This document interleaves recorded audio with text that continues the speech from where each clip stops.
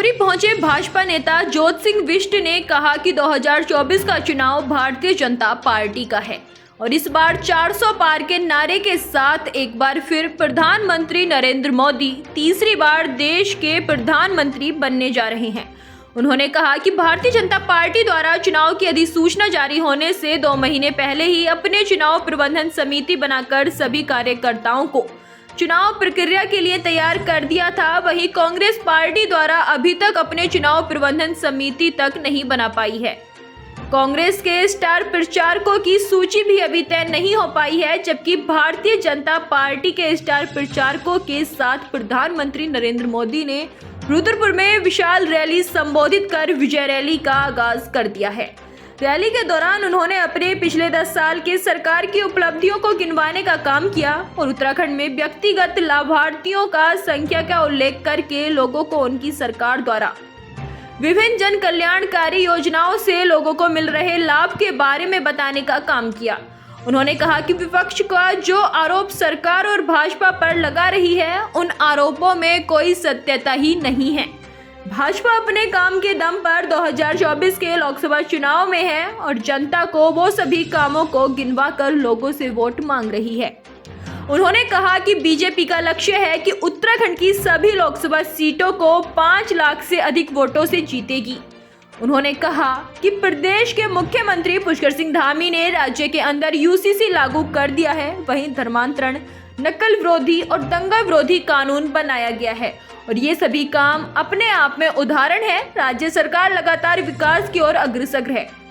देखिए, भारतीय जनता पार्टी ने जिस तरह से चुनाव की अधिसूचना जारी होने से तकरीबन 2 महीने पहले से चुनाव प्रबंधन समितियां बनाने से लेकर के उनके अधीन उप समितियां प्रदेश स्तर पर, लोकसभा स्तर पर और विधानसभा स्तर पर बना करके उनको फील्ड में उतार करके उनके कामों की मॉनिटरिंग समय समय पर बैठ के करके उन टीम में जो जुड़े हुए लोग उनको निर्देश देने का काम किया और प्रचार सामग्री जो है कि प्रत्येक बूथ तक पहुंच गई। तो ये भारतीय जनता पार्टी की चुनावी तैयारी के सामने कांग्रेस 5% भी नहीं दिखाई दे रही है। अभी उनकी चुनाव प्रबंधन कमेटी नहीं बनी, उनका जो मीडिया कमेटी थी उस पर लगातार विवाद चल रहे हैं और उसके साथ साथ जो स्टार प्रचारकों की सूची है वो भी अभी तक नहीं बन पाई। जबकि भारतीय जनता पार्टी के स्टार प्रचारक माननीय नरेंद्र मोदी जी ने रुद्रपुर में जो रैली की, वो जो विजय सभा जैसी रैली थी, उसमें जिस तरह से उन्होंने पिछले 10 साल में अपनी सरकार की उपलब्धियों के साथ उत्तराखंड में उनकी सरकार के द्वारा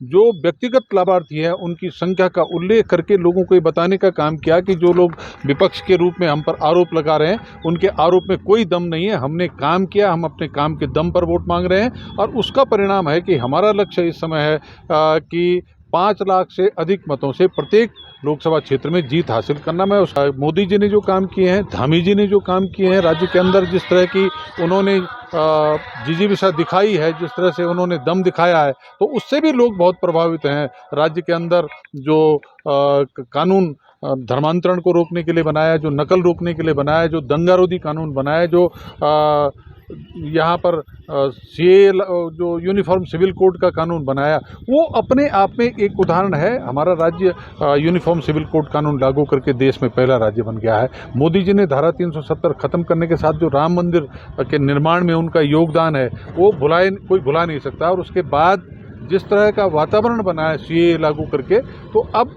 देश के अंदर लोगों को ये समझ आ गया है कि देश केवल मोदी जी के हाथों में सुरक्षित है। इसलिए वो तीसरी बार मोदी जी को प्रधानमंत्री बनाना चाहते हैं और उसके लिए वो टिहरी में माला राज्य लक्ष्मी शाह को, तो पौड़ी में अनिल बलूनी जी को, अल्मोड़ा में अजय टमटा जी को, नैनीताल में अजय भट्ट जी को और हरिद्वार में वो त्रिवेंद्र सिंह रावत जी को भारी मतों से जिताने वाले हैं। गौरव वल्लभ को किसने डरा है? गौरव वल्लभ ने तो खुद कहा कि मैं सनातन के विरोध में नारे सुन सकता हूँ, न लगा सकता हूँ। तो इसका मतलब कांग्रेस में जो लोग हैं वो सनातन धर्म के खिलाफ हैं। इसीलिए उन्होंने राम मंदिर की जो 22 जनवरी को प्राण प्रतिष्ठा थी भगवान राम की मूर्ति की, उसमें जाने से मना कर दिया। तो ये जो लोग हैं ये अपनी कमियों को अपने गिरेबान में झांकने के बजाय कि उनके यहाँ से लोग छोड़ के क्यों जा रहे हैं, उस पर बात करने के बजाय अगर वो कहते हैं कि भाजपा डरा रही है, तो इससे ज़्यादा नासमझी कुछ नहीं हो सकती है।